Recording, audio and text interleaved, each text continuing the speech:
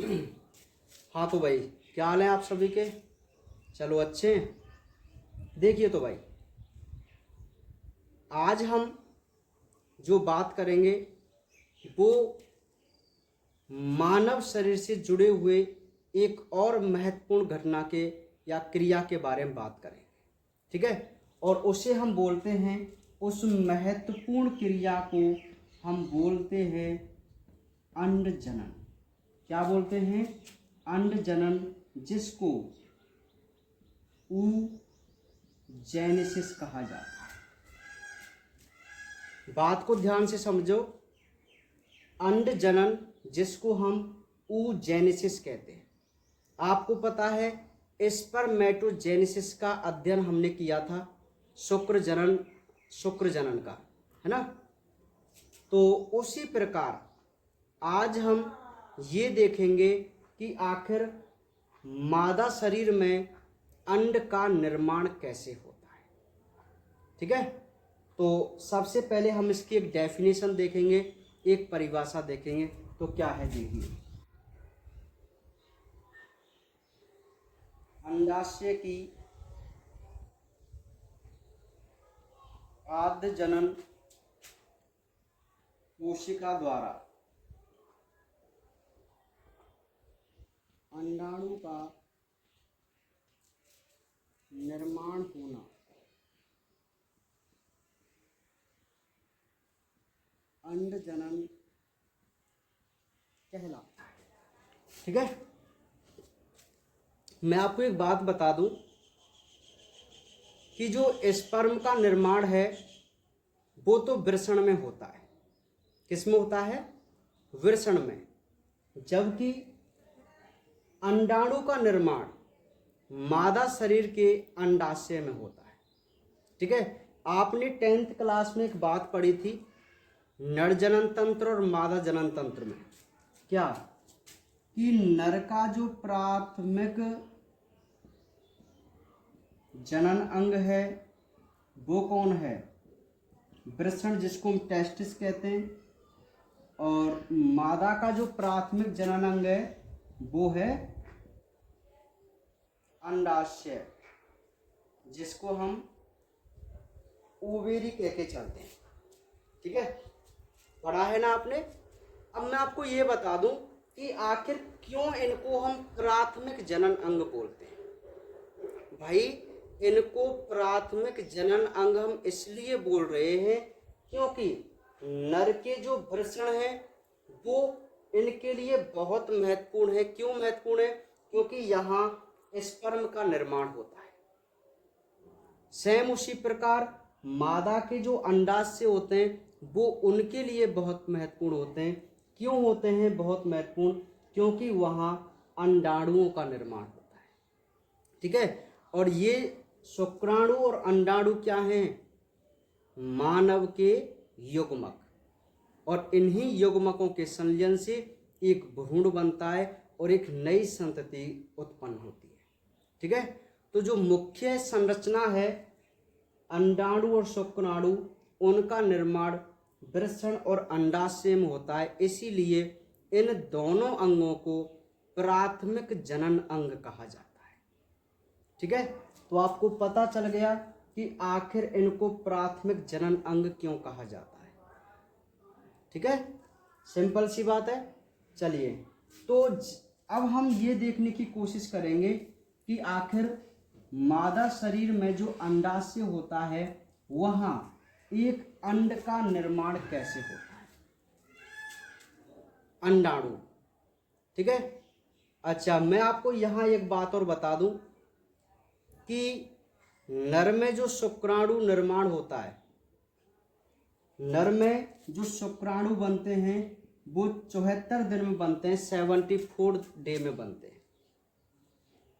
जबकि मादा में हर मंथ एक ओवम बनता है।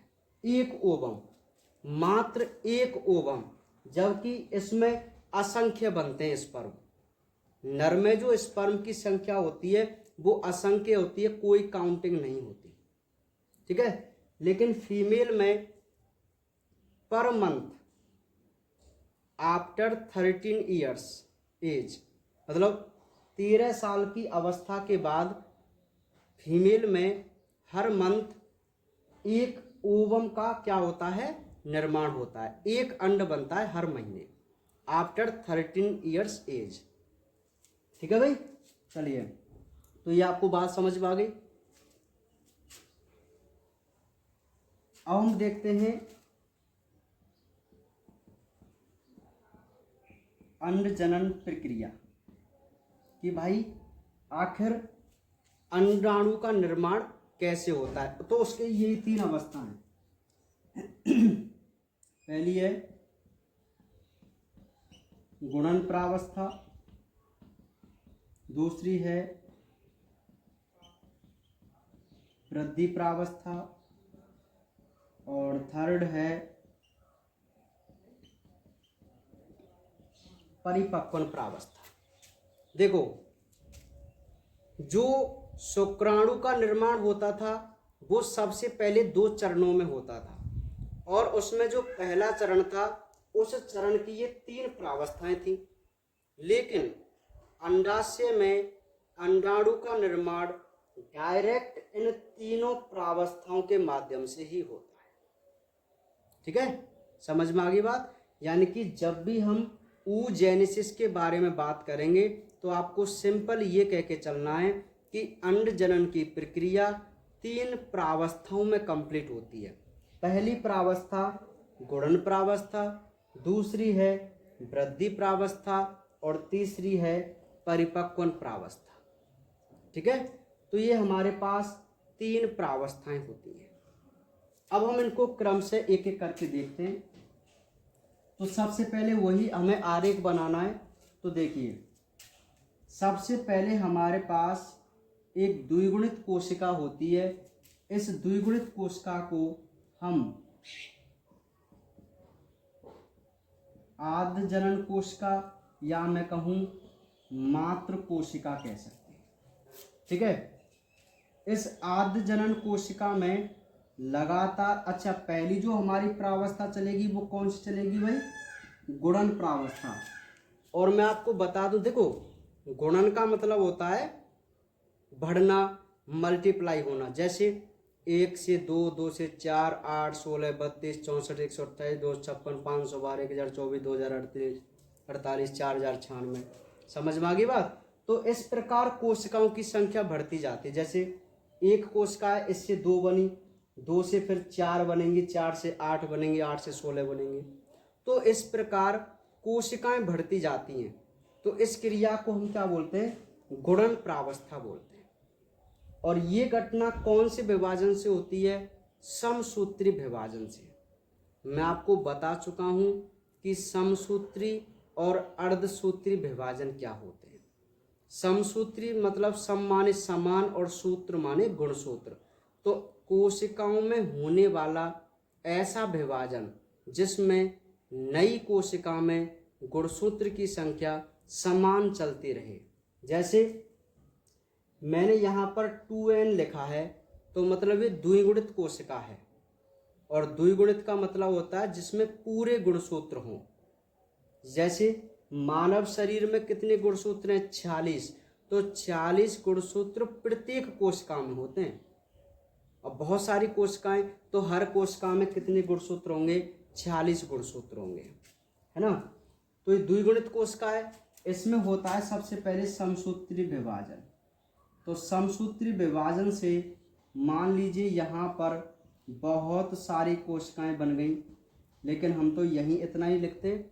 तो ये जो मातृ कोशिका थी, जो अंडाशय में पहली कोशिका थी, उस कोशिका में समसूत्री विभाजन हुआ जिससे बहुत सारी कोशिकाएं बनी। और अब इन कोशिकाओं को हमने नाम दिया ऊगोनिया। क्या नाम दिया, ऊगोनिया।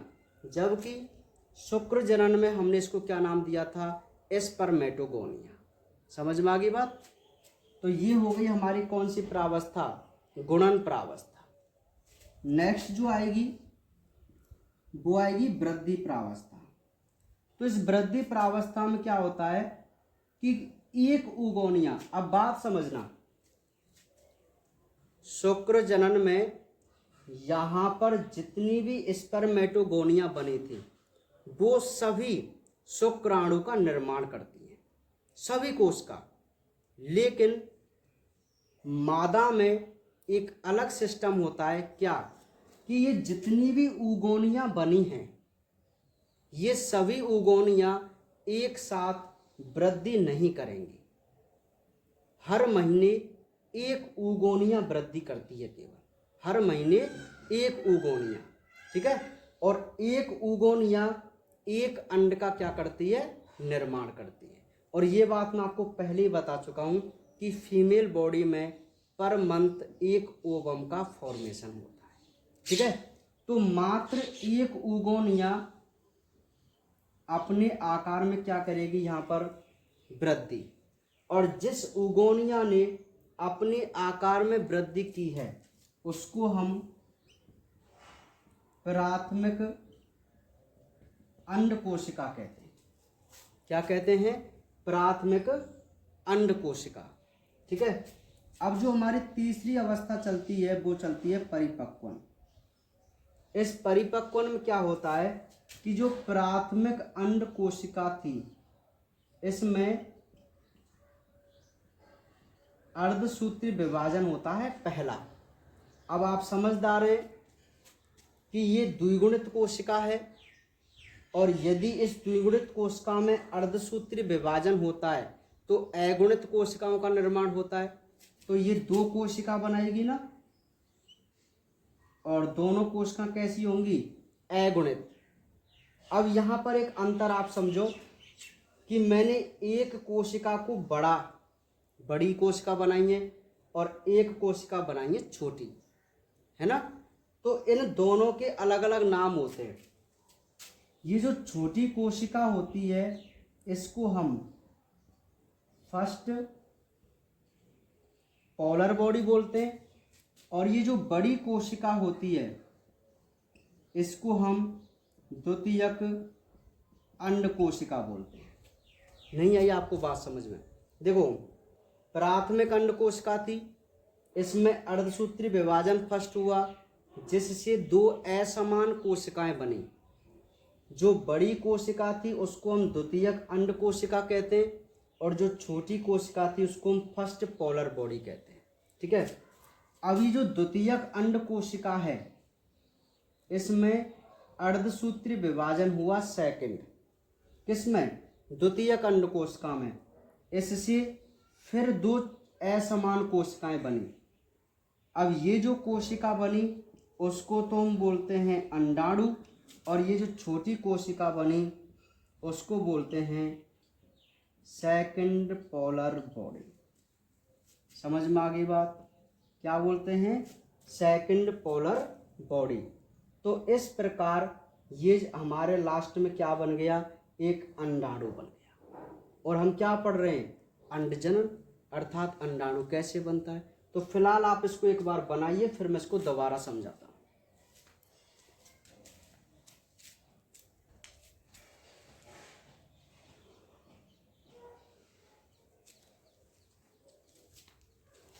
ठीक है,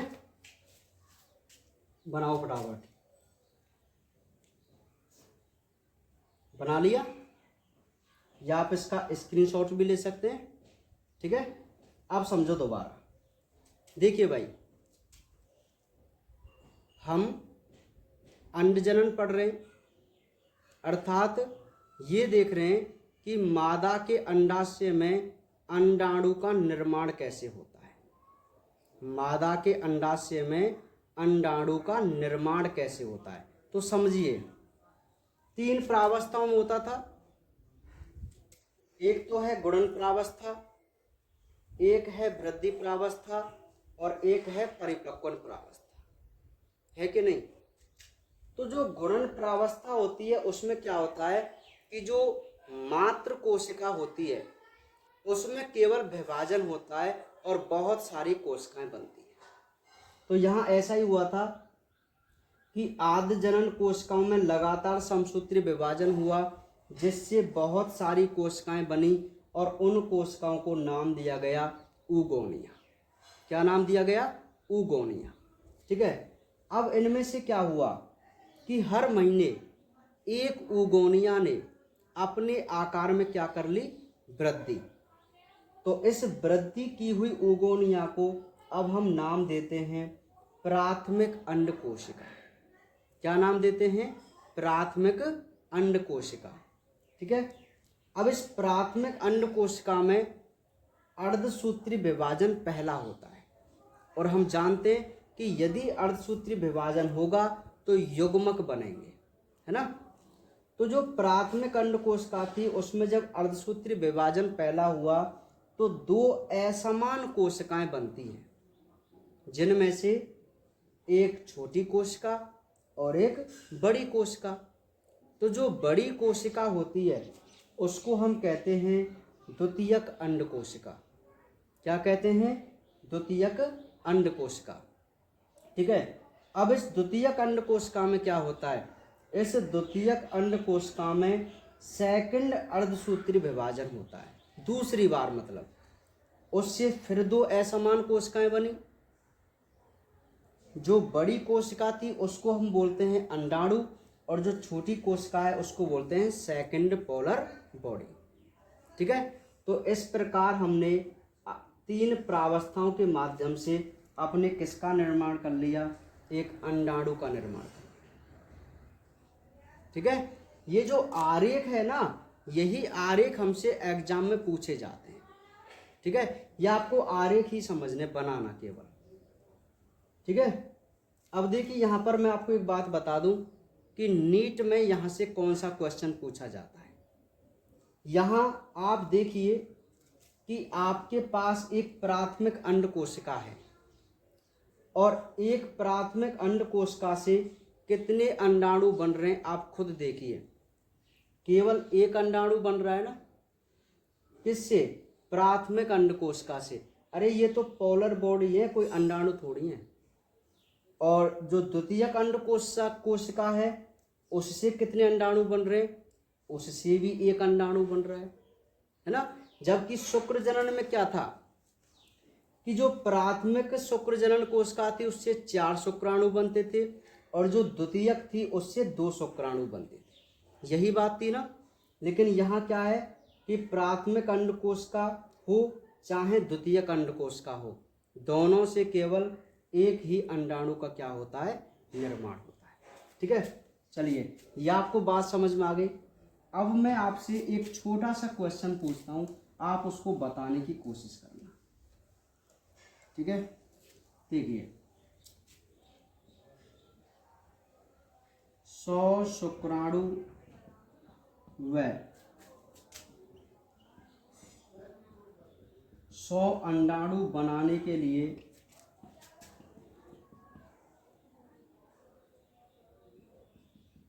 कितनी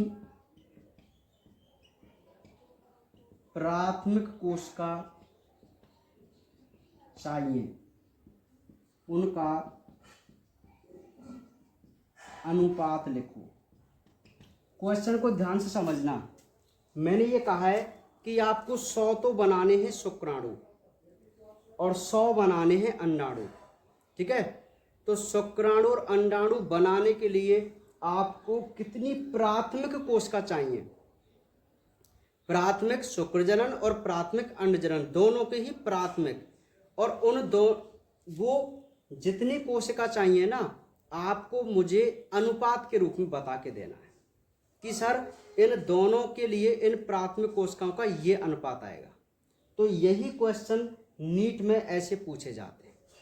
तो आप इसको एक बार नोट कीजिए और इसका आंसर मुझे कमेंट बॉक्स में बताइए।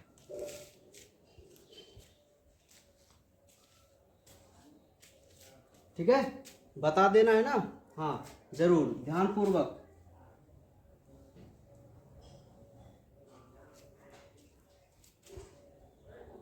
समझ में आ गई बात। अब एक बात मैं और आपको बता दूं कि भाई जो शुक्राणु होता है, शुक्राणु और अंडाणु, जैसे हमने शुक्राणु और अंडाणु दोनों की बात कर ली, ये दोनों हमारे क्या होते हैं, युग्मक होते हैं। तो नर युग्मक का क्या नाम है, स्पर्म, और मादा युग्मक का क्या नाम है? ओवम। इनके आपको नाम याद रखने हैं। स्पर्म को हम बोलते हैं शुक्राणु और ओवम को हम बोलते हैं अंडाणु। ठीक है। अब ये जो स्पर्म है और ओवम है, ये दोनों ही हमारे युग्मक कहलाते हैं, और दोनों ही जो युग्मक होते हैं वो अगुणित होते हैं। कैसे होते हैं? अगुणित, अर्थात इनमें 23 गुणसूत्र होते हैं। हमारी एक कोशिका में 46 है, लेकिन जब उस कोशिका में अर्धसूत्री विभाजन होगा जनन कोशिका में, तो 23 गुणसूत्र हो जाते हैं, जिनसे हमारे युग्मकों का निर्माण होता है। ठीक है। तो यदि वृषण की जनन कोशिका में अर्धसूत्री विभाजन हो तो शुक्राणु बनते हैं, और अंडाशय की जनन कोशिका में अर्धसूत्री विभाजन हो तो अंडाणु बनते हैं, जिनमें कितने कितने गुणसूत्र होते हैं? 23 गुणसूत्र होते हैं, है ना। और फिर बाद में क्या होता है मैं आपको बता दूं कि स्पर्म और ओवम जब आपस में मिलते हैं तो एक संरचना बनती है जिसको हम युग्मनज कहते हैं। क्या कहते हैं? युग्मनज। भाई शुक्राणु और अंडाणु का जब आपस में मिलन होता है तो देखो 30 गुणसूत्र इधर और 30 गुणसूत्र इधर, तो दोबारा से इस कोशिका में कितने गुणसूत्र हो जाएंगे? 46 गुणसूत्र। समझ में आ गई बात? इस युग्मनज में दोबारा से कितने गुणसूत्र हो जाएंगे? 46। दोनों के गुणसूत्र है ना आपस में जोड़ा बना लेते हैं। ठीक है। तो ये जो युग्मनज है ये 46 गुणसूत्र का होता है, अर्थात आप इसको कैसी कोशिका बोलेंगे? एक द्विगुणित कोशिका बोलेंगे। कैसी कोशिका? द्विगुणित। तो यहाँ से एक क्वेश्चन भी पूछा जाता है कि मानव शरीर की सबसे पहली कोशिका कौन सी है? तो मतलब एक शिशु जो बनता है वही मानव शरीर है। वो हमसे ये पूछना चाहता है कि हमारे शरीर जो बना उसमें सबसे पहली कोशिका कौन सी बनी? तो भाई यही कोशिका तो बनी होगी। स्पर्म और ओवम का जब संलयन हुआ था तो सबसे पहले एक कोशिका बनी द्विगुणित, जिसको हम क्या कहते हैं? युग्मनज। तो यही हमारे शरीर की सबसे पहली कोशिका होती है। और ये जो युग्मनज होता है वो आगे चलकर किसका निर्माण करता है? एक भ्रूण का निर्माण करता है। किसका? भ्रूण। और ये भ्रूण अपने कुछ समय पश्चात, जैसे मनुष्यों में 9 महीने बाद है, गाय भैंसों में 10 महीने बाद, है ना, तो उनमें ये एक पूरे संतति का क्या ले लेता है? रूप ले लेता है। ठीक है। तो ऐसी ही कुछ यहाँ इंटरेस्टिंग नॉलेज अपनी जूलॉजी के अंतर्गत पढ़ेंगे, अर्थात हम 11th क्लास में हर चीज़ को समझेंगे कि आखिर किस प्रकार निषेचन होता है, कैसे एक भ्रूण बनता है, सारी चीज़ों का हम यहाँ पर अध्ययन करेंगे। ठीक है। तो आप ध्यानपूर्वक अंड जनन का आरेख बनाना सीखना और शुक्र जनन का आरेख बनाना सीखना। ठीक है। ये आपके बहुत काम आएंगे। बाकी बातें करेंगे कल।